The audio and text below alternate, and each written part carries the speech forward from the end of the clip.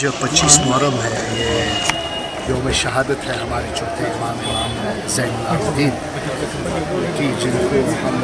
پوری دنیا سے الساجدین کے نام سے جانتے ہیں۔ یہ سراسر کشمیر میں آج، نہ کہ صرف کشمیر میں، پورے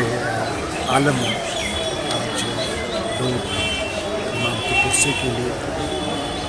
جلد سے جلوس کرتے ہیں، جیسا باہر بھی ہوتا ہے، باہر کے ملکوں میں بھی ویسے ہمارے کشمیر میں اس دن بھاری تعداد میں لوگ نکلتے ہیں، کیونکہ چوتھے امام تھے اور کربلا کے سروائیور رہے ہیں۔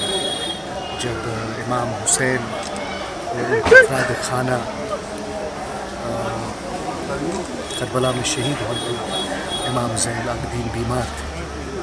تو انہیں بیمار کی کرسی کے لیے ہم سب یہاں جمع ہوتے ہیں۔ محرم کا جو مہینہ ہے یہ حق اور باطل کی جنگ ہے، یہ ملوکیت کے خلاف جنگ ہے۔ یہ جو ایام ہے، جو یہ مہینہ ہے جس میں آل محمد کو ذبح کیا گیا کربلا کے اس